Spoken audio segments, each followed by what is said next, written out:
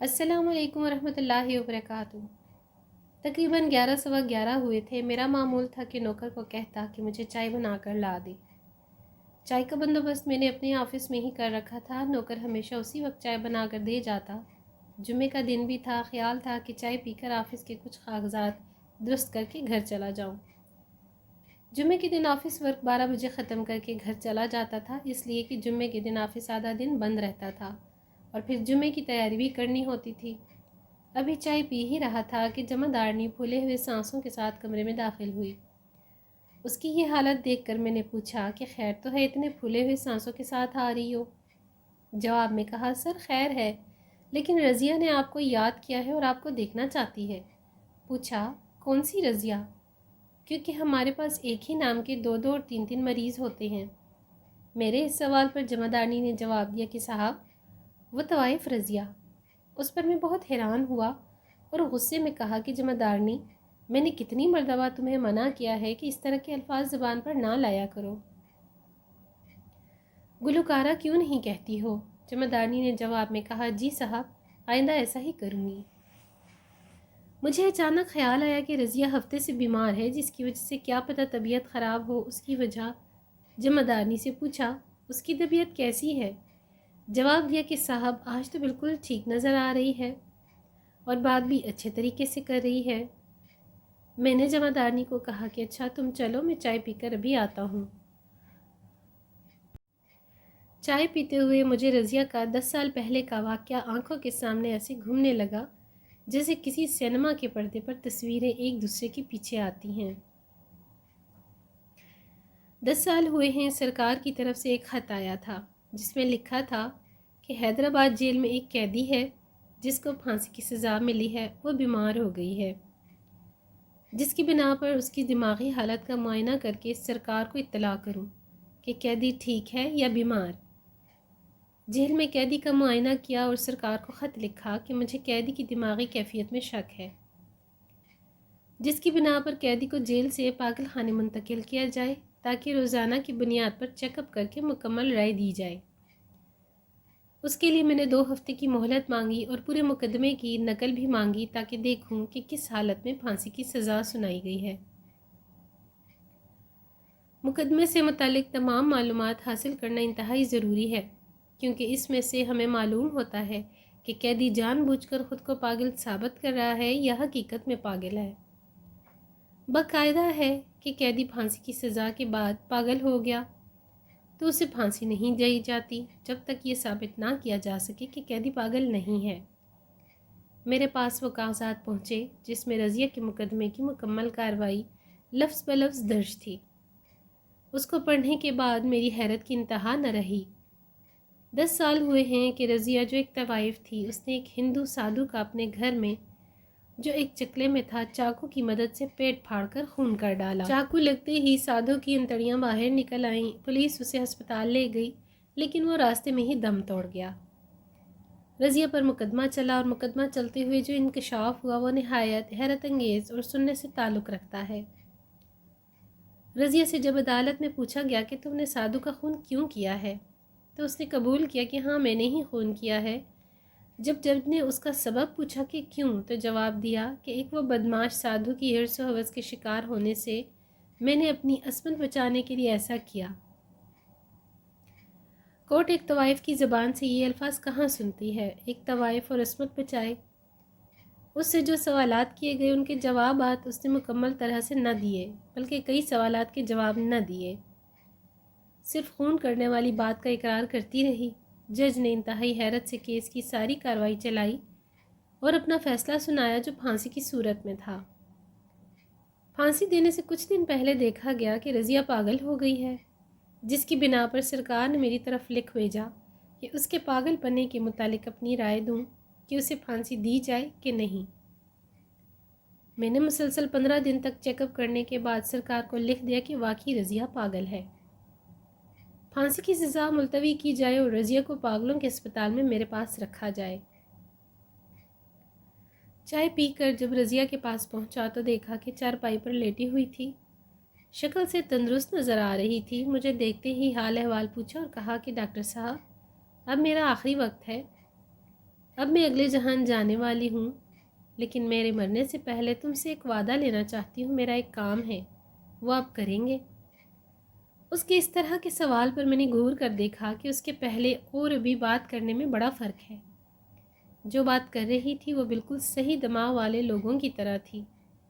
میں نے اس سے کہا کہ ہاں بتاؤ، پھر آنکھوں میں آنسو لا کر رضائی کے نیچے سے ایک سونے کا ہار نکالا جس میں ایک لاکٹ بھی لگا ہوا تھا، مجھے دیا۔ میں سونے کا ہار دیکھ کر پریشان ہو گیا، کیونکہ ایسی قیمتی چیزیں مریضوں سے لے کر ہم اپنے دفتر میں رکھتے ہیں اور رجسٹر میں اس کا اندراج کرتے ہیں، پھر یا تو ہسپتال سے نکلتے وقت مریض کو دیتے ہیں یا مریض کے مر جانے کی صورت میں اس کے رشتہ داروں کو دے دیتے ہیں۔ ہار مجھے دیتے ہوئے کہا کہ وعدہ کرو جہاں میں کہوں گی وہاں پہنچاؤ گے۔ میں نے اس سے وعدہ کیا اور دلجوئی کی کہ جہاں کہو گی پہنچا آؤں گا۔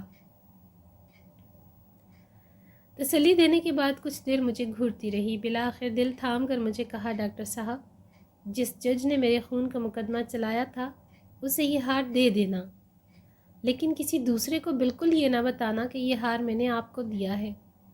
مجھے معلوم نہیں کہ جج صاحب کا نام اس وقت کیا ہے، اگر پوچھے تو کہنا کہ یہ ہار رادھا نے دیا ہے۔ اس کی یہ باتیں سن کر میں مزید حیران ہوا اور گھور کر دیکھنے لگا، کیا پتہ پاگل پنے کی وجہ سے اس طرح کی باتیں کر رہی ہو۔ مجھے اس کی آنکھ اور انداز سے ایسی کوئی بات نظر نہیں آئی۔ آخر کار میں نے پوچھا، رادھا کون ہے؟ یہ سن کر اس کی آنکھوں میں پانی آ گیا اور گلو گیر ہو کر کہنے لگی کہ ڈاکٹر صاحب، رضیہ ہی تو وہ بدنصیب رادھا ہے۔ یہاں میرے دل میں خیال آیا کہ بالکل رضیہ ہی رادھا ہوگی، کیونکہ اس کی آواز بدل گئی تھی، مسلمانوں جیسی نہیں بلکہ ہندوؤں جیسی تھی۔ اس کے باوجود میں نے اس سے پوچھا، وہ کیسے؟ اس پر اس نے کہا کہ کیا تم اس دکھیاری کی آپ بیتی سننا چاہتے ہو؟ مرنا تو ویسے بھی ہے، چلو ٹھیک ہے سن لو، لیکن جج کے علاوہ دوسرے کسی کو بھی نہ سنانا۔ میں گوبند رام افریقہ والے کی بیٹی ہوں، ابھی 12 سال کی ہی تھی کہ میری شادی ہو گئی۔ مجھ پر بھگوان کا ایسا عذاب نازل ہوا کہ میرے نصیب بکھر گئے۔ 3 مہینوں کے اندر اندر میرے شوہر کا انتقال ہو گیا اور میں بیوہ ہو گئی۔ میرے سہاگ کی چوڑیاں توڑ دی گئیں اور میں میکے چلی آئی، لیکن یہاں بھی مجھے سب منحوس سمجھتے رہے۔ نہ جانے پچھلے جنم میں میرے کون سے ایسے گناہ تھے جس کی سزا بھگت رہی تھی۔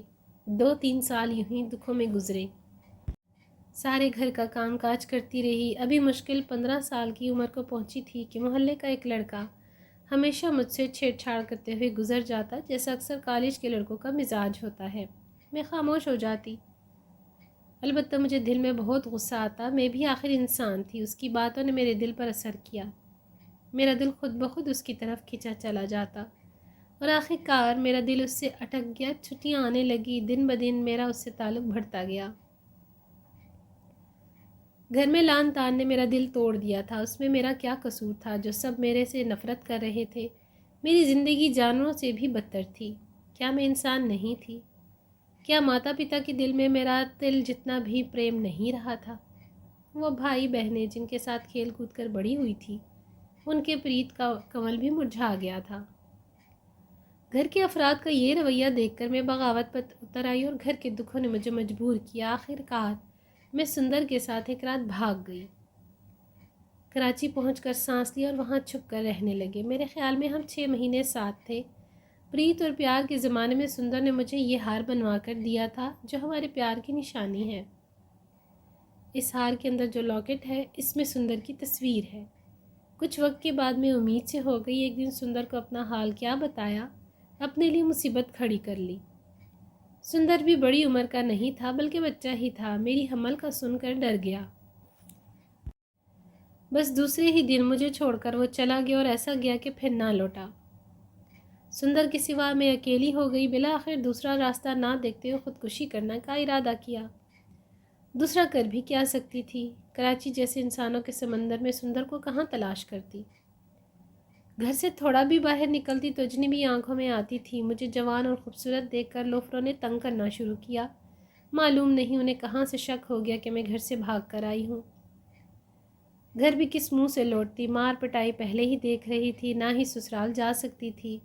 میرے لیے ایک ہی راستہ تھا، خودکشی۔ نٹی جیٹی پر جا کر خود کو پھینک دیا۔ موت مقدر میں لکھی ہوتی تو آئے، ابھی سنسار کے دکھ دیکھنے تھے۔ ایک سادھو جو اس وقت پوجا پاٹ کرنے آیا تھا، اس نے مجھے ڈوبنے سے بچا لیا اور میری درد بھری داستان سنی۔ مجھے اپنے ساتھ ایک گاؤں میں لے آیا، جہاں کچھ دنوں بعد میرا بچہ پیدا ہوا۔ 1 سال خیر و عافیت سے گزرا اور سادھو کا رویہ بھی اچھا رہا۔ میں سمجھی میرے نصیب کھل گئے، جو ایسا ہمدرد انسان ملا ہے، لیکن میں نے دنیا کو سمجھنے میں دھوکہ کھایا۔ سادھو انتہائی بے غیرت انسان نکلا۔ سال کے بعد سادھو کی نیت بدل گئی اور وہ بدنیت ہو گیا۔ ہائے بھگوان، اب میں کیا کروں؟ پہلے تو ایک ہونے کی وجہ سے کہیں نہ کہیں چھپ سکتی تھی، اب تو یہ بچہ بھی ہے، اس کو کہاں کروں؟ میری پریشانیاں بڑھ گئی۔ سادھو بہت بے غیرت انسان تھا، وہ زبردستی پر اتر آیا، لیکن میں ہمت کر کے کسی نہ کسی طرح اپنی عزت بچاتی رہی اور اس کو ٹالتی رہی۔ آخر کار سادھو بیزار ہو گیا اور مجھے ڈانٹنے لگا، اگر سیدھی طرح سے نہیں مانو گی تو تمہارے بچے کو مار دوں گا۔ میں سمجھی کہ سادھو مجھے ڈرا کر اپنا مطلب پورا کرنا چاہتا ہے، اس وجہ سے میں نے اس کی دھمکی کی کوئی پرواہ نہیں کی۔ لیکن ایک رات کہیں سے شراب پی کر آیا، جس کی وجہ سے زور زبردستی کرنے لگا، لیکن میں نے بھی خونی شیرنی کی طرح مقابلہ کیا۔ اپنی خواہش کو پورا نہ ہوتے دیکھ کر میرے دودھ پیتے بچے کا گلا دبا کر مار دیا۔ بھلا ایسی حالت میں غریب اس کا کیا کر لیتی؟ سادھو کی آنکھوں میں خون دیکھ کر میں ڈر گئی۔ مجھے بات کا علم نہیں کیا ہوا، اتنا یاد ہے کہ وہاں ایک لوہے کی راڈ رکھی ہوئی تھی، جس کو اٹھاتے ہی سادھو کی کنپٹی پہ میں نے دے مارا۔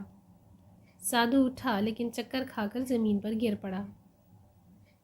میں گھر سے ننگے پاؤں نکل گئی۔ پیچھے کیا ہوا مجھے معلوم نہیں۔ میں بھٹکتی ہوئی حیدرآباد پہنچی۔ اسٹیشن سے اتر کر ٹانگے میں بیٹھی اور ٹانگے والے کو کہا کہ رامی بائی سخی پیر والی کے گھر لے جانے کو کہا۔ حیدرآباد میں رامی بائی کو جانتی تھی۔ اس عورت کا ہندوؤں کے گھر میں آنا جانا تھا، کیونکہ اس کا کام ہی ایسا تھا کہ لوگوں میں رشتہ داریاں اور شادیاں کروانا۔ ٹانگے والا تھوڑا شکی مزاج تھا، اس وجہ سے یا مجھے بغیر سامان اور بغیر مرد کے دیکھ کر مجھے گھورا اور ٹانگا ایسی جگہ لے آیا کہ میں پھر ایک بدماش کے ہتھے چڑھ گئی، جس نے مجھے ایک چکلے میں لا ڈالا، جہاں میں نے گلوکاری اور ناچنا سیکھ کر اپنا پیٹ پالنے لگی۔ اس طرح 10 سال گزر گئے۔ ایک دن وہ پہلا سادھو کراچی والا گانا سننے آ گیا اور مجھے دیکھ کر بہت حیران ہوا۔ بس اسی دن سے اس کا میرے پاس آنا جانا لگا رہا۔ میں بھی اس کا مطلب اچھی طرح جانتی تھی کہ سادھو کے اندر کیا چھپا ہے، اس وجہ سے اس کو خوب گھمایا، لیکن خود کو اس سے بچاتی رہی، کیونکہ مجھے اپنے بچے کے قاتل سے نفرت تھی۔ ایک دن وہ سادھو دن کے وقت میرے پاس آیا۔ اس نے بہت شراب پی رکھی تھی، اپنے ساتھ بہت قیمتی موتی مجھے لالچ دینے کے لیے لایا تھا۔ مجھے بہت منانے کی کوشش کی، لیکن میں نہ مانی۔ بالآخر موقع جان کر زور زبردستی پر اتر آیا، لیکن میں نے بھی اپنے بچے کے ناحق خون بہانے کا بدلہ لینے کی نیت سے سادھو کا خون کر دیا۔ میں نے اسے قتل کرنے کا منصوبہ پہلے سے نہیں بنایا تھا، بلکہ یہ واقعہ اچانک ہو گیا اور جذبات میں آ کر خون کر ڈالا۔ بہتر ہوا۔ پھر کیا ہوا یہ سب تم کو پتہ ہے، لیکن جس جج کے پاس میرا مقدمہ چلا، وہی بے وفا سندر تھا جو مجھے چھوڑ کر بھاگ گیا تھا، جس نے مجھے اتنے سالوں کے بعد میرے مسلمانی نام سے بالکل بھی نہیں پہچانا۔ اس بے وفا سندر سے مجھے ابھی تک پیار ہے، اس وجہ سے آپ سے وعدہ لیا ہے کہ یہ ہار جس کا ہے اسے پہنچا دینا، لیکن میرے مرنے کے بعد، تاکہ اسے معلوم ہو کہ جب ایک عورت پیار کرتی ہے تو اس کا پیار موت تک ہوتا ہے۔ اگر وہ میرے ساتھ سچا رہتا اور دھوکہ نہ دیتا تو مجھے یہ درد نہ دیکھنے پڑتے اور میں ایک بدماش کے ہتھے چڑھ کر ایک وحشیانہ نہ بنتی۔ ڈاکٹر صاحب، اگر یہ ہار پہنچا دو گے تو مجھ پر بہت بڑی مہربانی کر پاؤ گے۔ دوسرے دن جب میں ہسپتال پہنچا تو معلوم ہوا کہ رضیہ کی حالت اچانک خراب ہو گئی ہے۔ میرے جا کر دینے سے پہلے ہی اس کی روح کف سے انسری سے پرواز کر چکی تھی۔ میں نے فائل سے کیس نکال کر جج کا نام پڑھا، جس کے پاس رضیہ کا مقدمہ چل رہا تھا۔ میں یہ دیکھ کر چونک گیا کہ یہ جج میرے کلب کا ممبر ہے اور میرا دوست بھی ہے۔ پھر لاکٹ کھول کر دیکھا اور پہچان لیا، بالکل وہی جج ہے۔ کچھ ہندو دوستوں کو ٹیلی فون کر کے بیچاری رادھا کا کریا کرم کروا دیا، کیونکہ میرا دل نہیں مان رہا تھا کہ موت کے بعد بھی اس کی لاش رلتی رہے اور تکلیف دیکھے۔ دوسرے دن میں تیار ہو کر جج صاحب کے گھر پہنچا۔ پہلے کبھی اس کے گھر نہیں گیا تھا، اس وجہ سے مجھے دیکھ کر بہت حیران ہوا اور سمجھا کہ میں کسی کام سے آیا ہوں، لہٰذا آنے کا سبب پوچھا۔ لیکن میں نے اس کی دل جوئی کر دی اور کہا صرف ملنے آیا ہوں۔ گفتگو کرتے ہوئے اس کا ذہن رضیہ کے مقدمے کی طرف لے گیا۔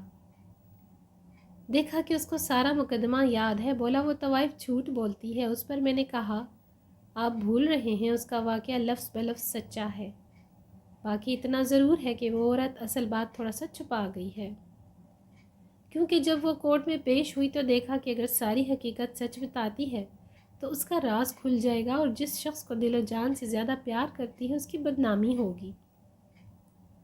باقی خون اس وجہ سے کیا تھا کہ سادھو نے خود اس کے بچے کا گلا دبا کر مار دیا تھا، اس وجہ سے بدلہ لینے کی نیت سے اس نے ایسا کیا۔ میرے اس کہنے پر جج نے انتہائی سنجیدگی سے کہا پھر اس نے کورٹ میں یہ کیوں نہیں کہا؟ ممکن ہے یہ بات اس کے فائدے میں جاتی اور کورٹ اس کو پھانسی کی سزا نہ دیتی۔ اس پر میں نے جج سے کہا بالکل ایسا ہے، لیکن جس راز کو اس نے سینے پہ چھپائے رکھا تھا اور ظاہر نہیں کرنا چاہتی تھی اس کے فاش ہونے کا خطرہ اور ڈر تھا۔ جج کون سا راز؟ کس کا راز؟ میں بچہ جس کو سادھو نے مارا تھا اس کے متعلق پوچھا جاتا کہ کس کا ہے تو وہ کیا جواب دیتی؟ جج بچے کے متعلق کیا بات ہے؟ کیا یہ راز ہے کیا؟ میں خیر اس بات کو چھوڑ دیں۔ پھر میں نے اپنی جیب میں ہاتھ ڈال کر ہار نکالا اور اسے دکھا کر پوچھا کیا اس ہار کو پہچانتے ہو؟ جج صاحب نے فوراً میرے ہاتھ سے ہار چھینا اور دیکھنے لگا اور لاکٹ کھول کر اپنی جوانی کی تصویر دیکھ کر حیران ہو گیا اور مجھ سے مخاطب ہو کر پوچھنے لگا یہ ہار تمہارے ہاتھ کیسے لگا؟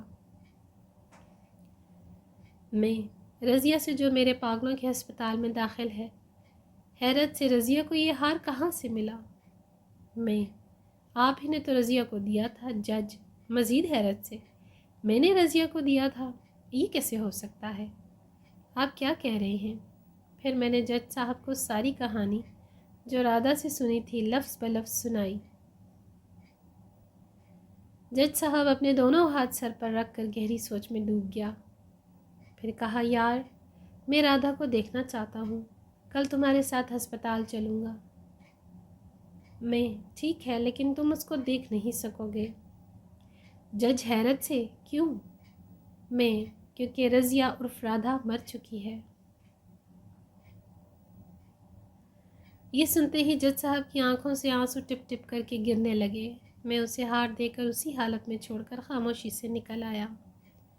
ویڈیو اچھی لگے تو شیئر اور لائک ضرور کیجیے گا۔ اگلی ویڈیو تک اللہ حافظ۔